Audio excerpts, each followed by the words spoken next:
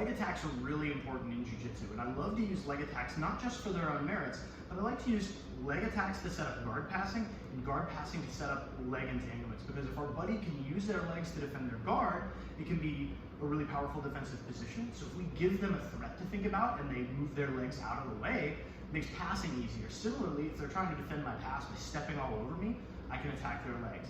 In this video, I'm going to show you 3 ways to enter leg entanglements from the top. Now, I'm going to do these in order of preference. First is my least favorite, last one is my most favorite. The reason for this is when we do go for the legs, we want to be conscious that we're not giving up an important position, even if we're not sure we can get the leg lock. So, first one, if I'm passing, right, we're going to call this the near side leg. It's nearest to the camera. This one will be the far side leg. First leg entanglement is a near side knee bar injury. If I'm controlling the inside space and I'm trying to knee cut, or for whatever reason I don't feel like I can, I underhook the leg, post, and now where my hand is, my knee is going to spin and hit the mat as I come to the standard knee bar position. For our knee bar finish, my ears goes on top of his toes, pinch my knees together, pinch my heels tight to my butt, gently hip in. We have a whole video for knee bar finishing details, so you can feel free to watch those for the details on finishing. I'm going to show that one more time, as well as explain why it's although it works really well, it's my least favorite of the 3. So we're here, my buddy's leaving this leg exposed. I'm going to underhook him. Post. You notice how I'm facing this direction?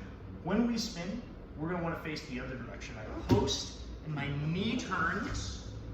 I'm going to grab and grab. I use his toes as a pillow, because I don't want to be able to, him to be able to turn his toes to the ceiling, allowing him to turn out of the knee bar. I'm going to pinch and pinch my heels, hip in for the knee bar. Now, why is this my least favorite? This is really timing based. Let's say I'm a little bit slow or a little bit loose and Jesse comes up on top, right? You can do go ahead and go back and do that again. This is our good technical knee bar defense. This butterfly hook is critical to defending the knee bar. We'll get into that in the knee bar defense video.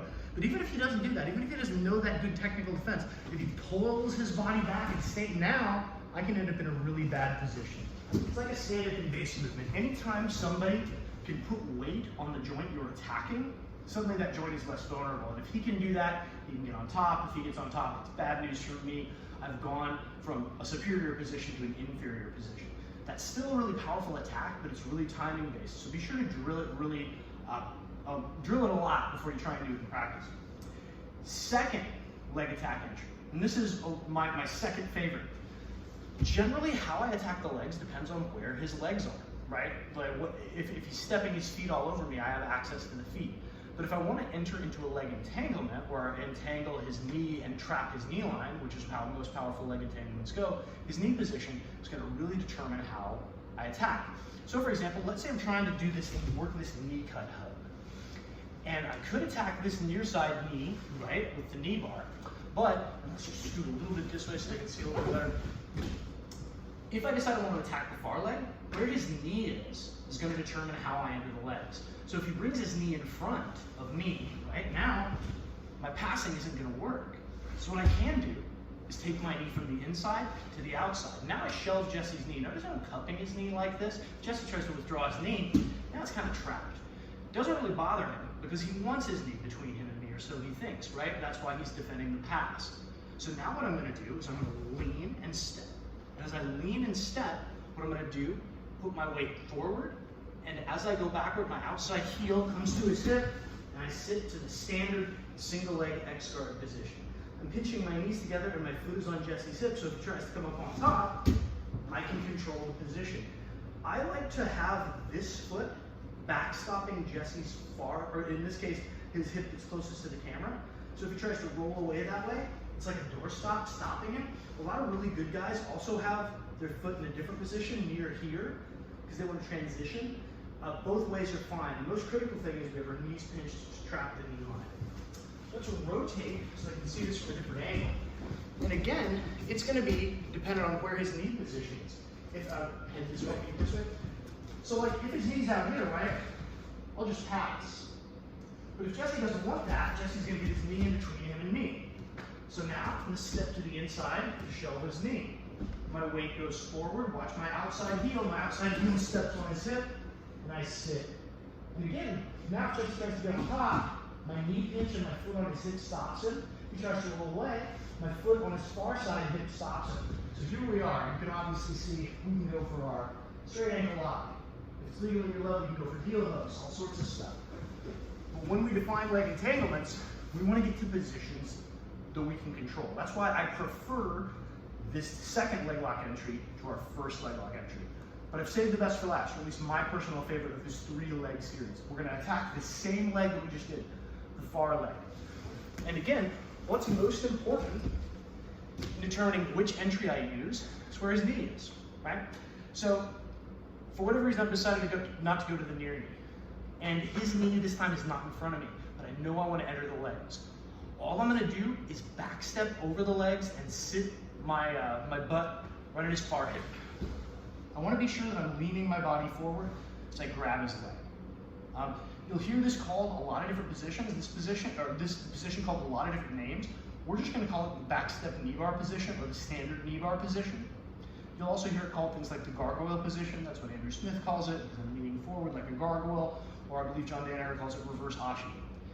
Whatever you call it, really effective position.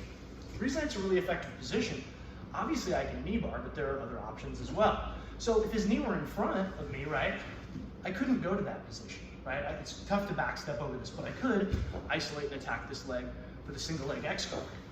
So instead, if his knee's backward, I just backstep, right? Now and this is the reason Andrew calls it the gargoyle, because gargoyles sit forward creepily like this. If I just sit straight up and Jesse grabs me, now he's probably not going to take my back from here, but he's going to stop me from solidifying a good position. If I lean my chest forward and attach my chest to his knee, now I can maintain the position. So ideally, let's have your feet to your head here. Let me show you finally where we're going to finish this position and why it's my favorite. So his knee's not in front of me. That means I can backstep. I'm leaning forward, trying to connect my chest to his knee. Leg comes over here. This hand is now going to come onto my far leg. So now if Jesse tries to get his leg away, it's really tough. I'm stuck to him. So all of these positions, right, you should be able to stabilize, you should be able to attack certain positions here. The reason this is my favorite isn't just that I can sit here for quite a while, but obviously I can get the knee bar. If Jesse covers this leg with the other leg, triangling his legs, which is what most folks are going to do, he's not escaping, right? All he's doing is hiding the first object of attack. And there's ways we can break this that we'll get into in other videos, but we can also go ahead and keep it locked. We can also transition to other leg locking positions from here, which are just as bad, if not worse, for our buddies. That's why that last one is my favorite of these 3 leg entanglements from the top. So, general principles of attacking legs from the top. Try not to give up position, or if you are going to give up position, either be sure you're going to get the leg lock, or be sure that you can transition away to a place that's not a terrible position where you're going to get smashed. When you're looking for leg entanglements, be aware of where their knee is. If the knee's in front of you, it's going to give you different options than if the knee is behind you. And so play around with these 3 and let me know what you think.